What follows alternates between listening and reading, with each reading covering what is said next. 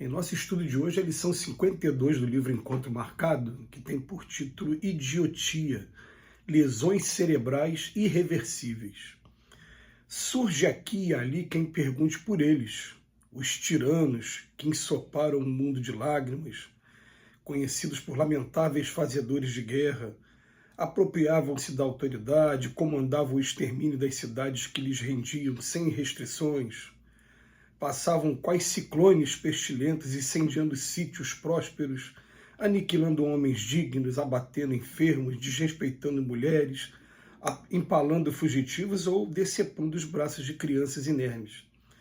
Apareciam por empreiteiros da demolição e do sarcasmo, organizando o cativeiro de povos livres, ou formando em nome da prepotência as inquisições políticas, nas quais o abuso do poder consagrava a felonia e a traição por base de governança, a fim de que os quadrilheiros das trevas operassem impunes.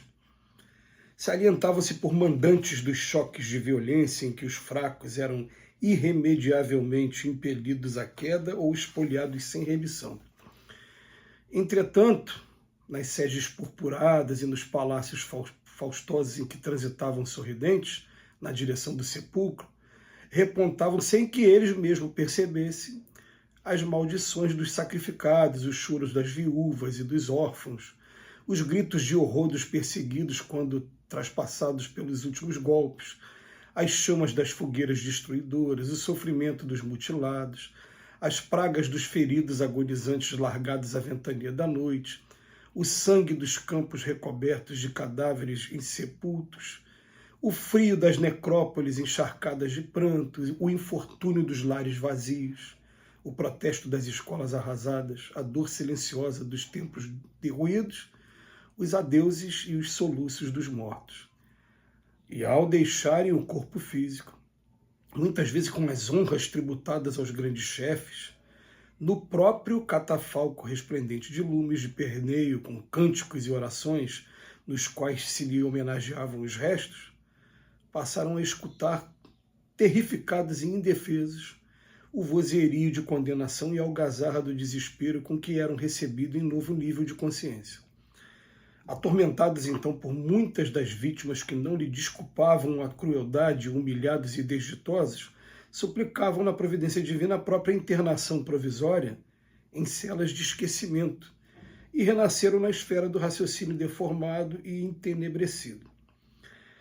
Quando passes diante de um irmão torturado por lesões cerebrais irreversíveis, não lhe volte o rosto nem recorras à eutanásia inconsciente.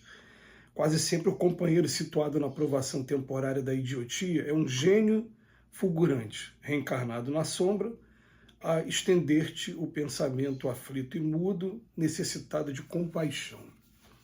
Gente, o texto ele é grave, ele é dramático, ele é marcante, mas a gente faz uma observação inicial quando a gente para estudar no Livro dos Espíritos, na codificação Kardec. Pouquíssimas vezes os espíritos são tão diretos quando foram no caso da idiotia. É claro que esse nome idiotia era o nome utilizado no século XIX, hoje a gente chama de portadores de necessidades especiais, mas o que eles falam de maneira bem direta? São espíritos em punição. Então, a gente até convida aqueles que não conhecem o assunto, pesquisem em vários livros, de várias maneiras, em todos os momentos eles vão falar espíritos em punição. O Emmanuel faz uma referência no texto que eu tive a oportunidade de vivenciar e de contar até algumas vezes aqui nesses estudos, que uma vez a gente indo até um cemitério e tinha uma senhora que estava com a gente que ela era médio e médio vidente, aquelas médios que veem os espíritos com mais facilidade do que os outros, já traz essa predisposição orgânica para fazer isso. E aí tem um momento que a gente está passando no cemitério, está tendo aquelas despedidas, e ela aponta para a direção de um caixão que estava vazio, só estava o caixão em cima como se fosse um negócio de concreto, de alvenaria, né? o caixão na nossa altura do peito aqui, mais ou menos. E ela falou, quanta gente é aquilo ali, meu Deus. Aí a gente falou, gente, ali não tem ninguém, não. E ela, na mesma hora, ela abaixa a cabeça e fala, meu Deus, e abaixa a cabeça e não fala nada. E a gente ficou curioso com aquilo. E somente algum tempo depois que ela veio dizer pra gente o que ela viu naquele dia. Ela diz que aquele rapaz que estava dentro do caixão, o corpo que estava ali, o espírito que estava ainda preso no corpo, tinha cometido muitos assassinatos. E que os espíritos que haviam sido assassinados por ele estavam ali ao redor do caixão já iniciando um processo de vingança. Eu falei, meu Deus do céu. Aí comecei a pesquisar esse assunto e tem um livro na doutrina espírita, que é o livro Depois da Morte, escrito por Leon Denis.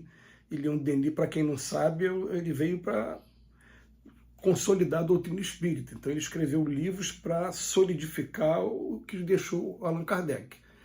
E nesse livro, Depois da Morte, eu convido, já que esse livro tem em PDF, a gente pode entrar aí agora na internet, procurar e de graça ter acesso ao livro, procure o capítulo que fale sobre espíritos sofredores. E vai ter um momento nesse capítulo que ele vai falar dos homicidas e como esses homicidas passam o martírio do outro lado da vida. E ele fala mais ou menos assim, ele fala que o martírio maior é você olhar para todos os lugares do outro lado da vida e tá vendo aquele espírito que você tirou a vida na sua frente. Olho para cá, ele está aqui. Olho para cá, ele está aqui. E ele está tendo dois comportamentos. Um dos dois, segundo Leon Denis, um deles é lamentação. Fala, pô, por que você fez isso comigo? Né? Eu tinha tanta coisa para fazer, enfim.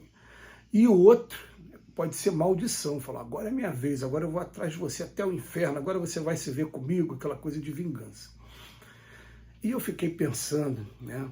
Olha bem o quadro que o Emmanuel deixou para a gente na lição de hoje. Aquela pessoa que abusa do poder da autoridade para fazer guerra, extermínio, massa, ou aquela pessoa que se aproveita do cargo político para poder desviar recursos.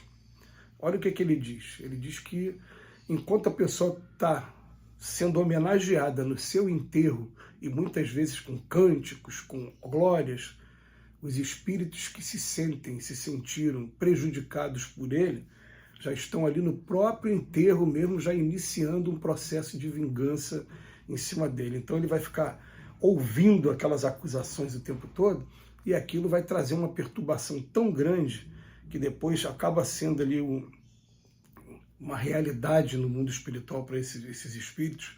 Por isso o tamanho sofrimento. E a gente sabe que nenhum espírito fica no inferno para sempre, né? Ele só fica até se arrepender e espiar e ter a oportunidade de reparar o mal, tudo bem. Mas se essa visão não for a visão do inferno, eu não quero nem saber o que seja inferno, porque deve ser terrível você chegar do outro lado da vida e de maneira agora, não tendo como se defender, ficar olho a olho com todos aqueles que você prejudicou. E aí muitos deles pedem, suplicam para renascerem, para vir para cá para a Terra, e quando vêm para cá para a Terra, eles vêm com uma deformidade no campo cerebral que vai permitir com que eles fiquem protegidos das acusações, com que eles tenham momentos de descanso. E isso é uma informação muito séria, muito grave, porque eu, por exemplo, tive pessoas com problemas assim na família, e uma pessoa então mora aqui no meu coração, que é uma tia, irmã da minha mãe, vai sempre morar no meu coração. E a gente percebia claramente que ali tinha um espírito muito inteligente que tinha momentos de lucidez. Já cheguei até a comentar em alguns estudos desse também, que chegava no Natal, por exemplo, ela recobrava a lucidez na hora da oração, pedia para ficar boa, pedia para ser curada, né?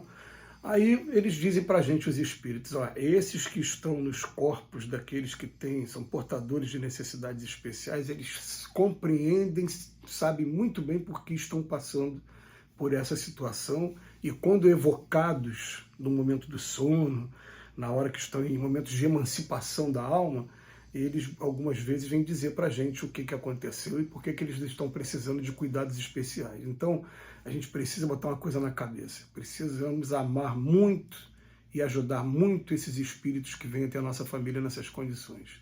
Que Jesus nos abençoe hoje e sempre.